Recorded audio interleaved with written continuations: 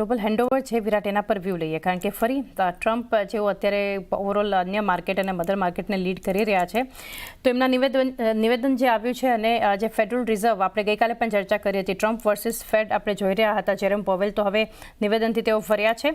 તો ઓવરઓલ એક મજબૂતી યુએસ માર્કેટમાં એનું એક પોઝિટિવ રિએક્શન આપણને જોવા મળ્યું છે.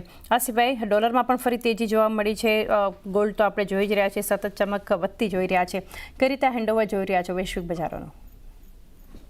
Good morning ચાંદનીજી. જે રીતના આપણે યસ્ટરડેના સેશનમાં ક્લોઝિંગ આવતું જોવા મળ્યું છે યુએસ માર્કેટથી, એ ઘણું અટ્રેક્ટિવ લેવલ પર આપણને બંધ થતા જોવા મળ્યા છે, કારણ કે ફરીથી જે ડે બિફોર યસ્ટરડે સેશનમાં જે ઘટાડો આવતો જોવા મળ્યો હતો 2.5% ક્યાંક ને ક્યાંક સેટ ઓફ થતો જોવા મળ્યો છે પ્રીવિયસ ટ્રેડિંગ સેશનમાં, અને ઓલમોસ્ટ બધા જ ઇન્ડેક્સીસ 2.5% ઉપર આપણને ક્લોઝ આવતો જોવા મળ્યું, ડાઉ જોન્સ, S&P 500 અને નાસ્ડેક ત્રણેયમાં.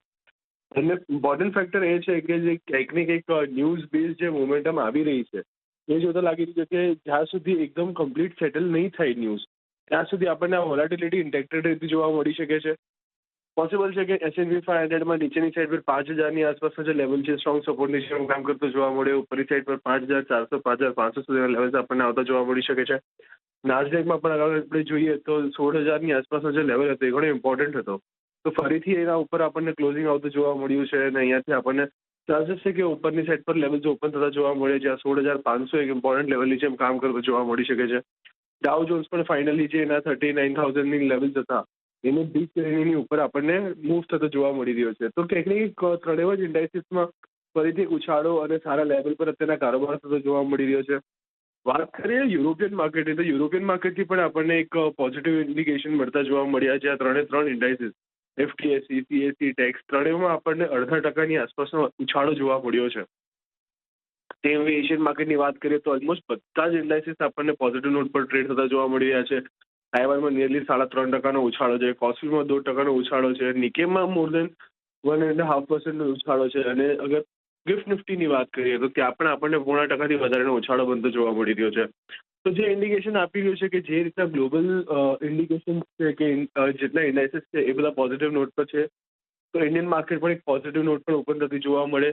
ગિફ્ટ નિફ્ટી તરફથી આપણને નિયરલી 250ની આસપાસના અંકોનો વધારો બનતો જોવા મળી રહ્યો છે, જે ઇન્ડિકેટ કરી રહ્યું છે કે ક્યાંક ને ક્યાંક ઇન્ડિયન માર્કેટમાં આપણને આજે ગેપઅપ ઓપન સાથે કારોબાર થતો જોવા મળે. જ્યાં પ્રીવિયસલી આપણે જોયું હતું 24,200નો જે ઇમ્પોર્ટન્ટ હર્ડલ માર્ક હતો એને બ્રીચ કરીને કદાચ તેની ઉપર આપણને કારોબાર થતો જોવા મળી શકે છે. તો એક પોઝિટિવ ઇન્ડિકેશન ઇન્ડિયન ઇન્ડાઇસીસ માટે પણ. વ્યૂ ઓવરઓલ એક ઘણા પોઝિટિવ સેટઅપ સાથે ગ્લોબલ ફ્રન્ટ પર તમે જુઓ યુએસ માર્કેટ, યુરોપ માર્કેટ, એશિયાના બજારો, ગિફ્ટ નિફ્ટી બધું મજબૂતી સૂચવી રહ્યું છે. તો FIs અને DIsના અગર ફિગર્સ જોઈએ તો આપણે વિરાટ જોઈ રહ્યા છીએ કે FIsની ખરીદારીનો આંકડો જે બતાવી રહ્યો છે, પરંતુ ઓછી ખરીદારી છે, 1290 કરોડ જે છે એ આપણને એક ખરીદારી કરતા FIs દેખાડી રહ્યા છે. પરંતુ ઇન્ડેક્સમાં તેઓ હવે શોર્ટ કર્યા છે, 235 કરોડ જે છે એક આપણને સેલિંગ ઇન્ડેક્સ ફ્યુચર્સમાં જોઈ રહ્યા છે. સ્ટોક ફ્યુચર્સ પોઝિટિવ છે, 240 કરોડ આસપાસ આપણને ખરીદારી કરતા આપણને બતાવી રહ્યા છે. કઈ રીતે આ ફિગર્સ જે છે તમે જોઈ રહ્યા છો? તો બિલકુલ ચાંદનીજી, ધીરે ધીરે ક્યાંક ને ક્યાંક FIનું જે બાઇંગ છે કેશ સેગમેન્ટમાં એ રિડ્યુસ થતું જોવા મળી રહ્યું છે. આપણે જોયું 6,000, 3,900, 4,600, એના પછી ફરીથી 2,000ની નીચેના કરોડની બાઇંગ અત્યારના બધું જોવા મળ્યું છે. યસ્ટરડેના સેશનમાં આપણે જોયું 1,290 કરોડનું બાઇંગ આપણને બધું જોવા મળ્યું, જ્યાં DIના એન્ડથી એક થોડુંક નેગેટિવિટી સાથે આપણને કારોબાર થતો જોવા મળ્યો છે. 885 કરોડનું સેલિંગ આપણને DIના એન્ડથી બધું જોવા મળી રહ્યું છે. પરંતુ ક્યાંક ને ક્યાંક જે કેશ સેગમેન્ટમાં આપણને અત્યારના પોઝિટિવિટી બનતી જોવા મળી રહી છે, એ જોતા લાગી રહ્યું છે કે ઘણા સારા લેવલ પર અત્યારના ઇન્ડિયન ઇન્ડાઇસીસને FIs જોઈ રહ્યા છે કે જે ઇન્ટરેસ્ટ છે ફોરેન ઇન્વેસ્ટર્સનો એ અહીંયા અટ્રેક્ટિવ લેવલ પર થતો જોવા મળી રહ્યો છે. સ્ટોક ઇન્ડાઇસીસમાં પણ, સ્ટોક ફ્યુચરમાં પણ આપણે જોઈએ તો સ્ટોક ફ્યુચરમાં પણ આપણને પોઝિટિવ ઇન્ડિકેશન મળી રહ્યા છે. તો સ્ટોક સ્પેસિફિક મોમેન્ટમના ચાન્સીસ પણ છે. ઇન્ડેક્સમાં ઘટાડો આવ્યો છે, એ લોકોએ હલકું સેલિંગ કર્યું છે ઇન્ડેક્સ ફ્યુચરમાં, જે બહુ નોમિનલ છે, એકદમ માઇનર લેવલ પર સેલિંગ થયું છે. તો અહીંયા બહુ વધારે કન્સર્ન જેવું નથી લાગી રહ્યું. અહીંયા પણ એક પોઝિટિવ ઇન્ડિકેશન જ લાગી રહ્યા છે કે જ્યાં જો અગર આવતા દિવસોમાં FIનું જે બાઇંગ છે એ યથાવત રીતે જોવા મળે તો ઇન્ડિયન માર્કેટમાં હજી મોટો પુશ બધો જોવા મળી શકે છે. તો એક વધારે કન્સર્ન નથી, પરંતુ DIs વેચવાલી 885 કરોડ બતાવી રહ્યા છે. FIsની ખરીદારી છે કેશમાં, પરંતુ એ ઓછી છે, અને ઇન્ડેક્સમાં શોર્ટ કર્યા છે, એ એક થોડું કન્સર્ન છે. સ્ટ્રેટેજી હવે બનાવીએ સૌથી પહેલાં તો નિફ્ટી માટે, કારણ કે ઘણું મહત્વનું સપ્તાહ વિરાટ આપણે જાણીએ છીએ કે હવે સિરીઝ એક્સપાયરી તરફ આગળ આવી રહ્યા છે અને નિફ્ટીમાં આપણે જોઈ રહ્યા છીએ આજે તો ગિફ્ટ નિફ્ટી તો ઘણી મજબૂતી સૂચવી રહ્યું છે. ગઈકાલે સ્પોર્ટમાં 24,167 પર આપણને ક્લોઝિંગ જે છે નિફ્ટીમાં જોતા આપણે જોઈ રહ્યા છીએ. એની સાથે નજર કરીએ કોલ રાઇટર્સ અને પુટ રાઇટર્સ જે એક્ટિવ હતા નિફ્ટી માટે 24,200ની સ્ટ્રાઇક પર, ત્યારબાદ 300 અને 24,400 માટે એક્ટિવ પુટ રાઇટર્સ હતા. 24,100, 24,000 અને 23,800 માટે કઈ રીતે એક વ્યૂ રાખી રહ્યા છો તમે નિફ્ટીમાં? હવે કયા લેવલ્સ ધ્યાનમાં રાખીએ આગળ? તો નિફ્ટીમાં જે રીતના આપણે યસ્ટરડે પણ ડિસ્કસ કર્યું હતું કે ક્યાંક ને ક્યાંક શિફ્ટિંગ જે થઈ રહી છે એ બહુ અટ્રેક્ટિવ લેવલ પર થઈ રહી છે નિફ્ટી સ્પેસિફિક. પહેલા આપણે જોઈ રહ્યા હતા 23,800નો જે લેવલ હતો એ હર્ડલ હતું, એના પછી 24,000, હવે 24,200 અને ક્યાંક ને ક્યાંક હવે 24,200 પાસે પણ સારા એવા પુટ રાઇટર્સ પોતાની પોઝિશન બનાવી રહ્યા છે.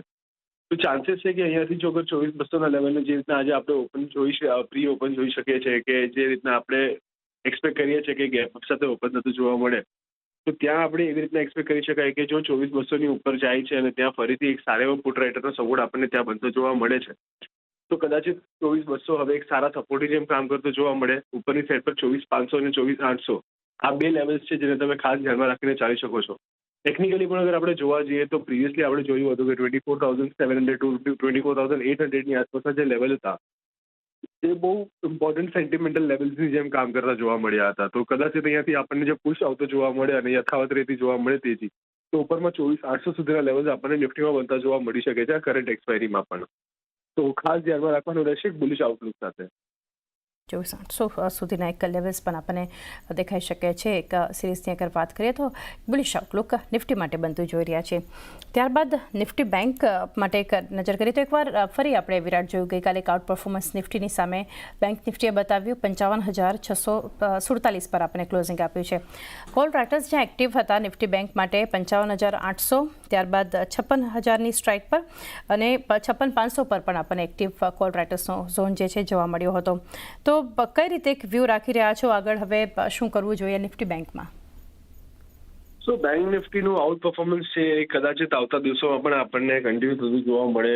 બહુ સ્ટીપ રેલી આપણે આવી છે. યસ્ટરડે પણ આપણે ડિસ્કસ કર્યું હતું કે અગર જો અહીંયા ઘટાડો આવે પણ છે તો પણ એક બાઇંગ ઓપોર્ચ્યુનિટી જ છે. કેમ કે ચાન્સીસ છે કે જે આઉટ પરફોર્મન્સ છે બેંક નિફ્ટીનું એ આવતા દિવસોમાં હજી સારી રીતના આપણને બનતું જોવા મળે કે જે યથાવત રહેતું જોવા મળી શકે છે. ઉપરની સાઈડ પર 55,500ના જે લેવલ્સ છે એને ક્રોસ કરીને એની ઉપર આપણને યસ્ટરડે દિવસે પણ ક્લોઝિંગ આવતું જોવા મળ્યું છે. તો જે હરેક હર્ડલ માર્ક્સ છે એને બ્રીચ કરીને એના ઉપર આપણને મૂવ થતું જોવા મળી રહ્યું છે બેંક નિફ્ટી. હવે નેક્સ્ટ જે લેવલ્સ કન્સિડર કરી શકાય એ છે 56,000નો. 56,000નો લેવલ ખૂબ જ ઇમ્પોર્ટન્ટ લેવલની જેમ કામ કરતો જોવા મળી શકે, કારણ કે મેજર કોલ રાઇટર્સની પોઝિશન પણ આપણને ત્યાં બનતી જોવા મળી રહી છે. પરંતુ જો 56,000 લેવલ સરપાસ કરે છે અને એની ઉપર આપણને કારોબાર કરે છે, કરતો જોવા મળે છે, તો એક સ્ટ્રેટ રેલી આપણને 56,500થી લઈને 57,000 સુધીના લેવલ્સ માટે પણ બનતી જોવા મળી શકે છે.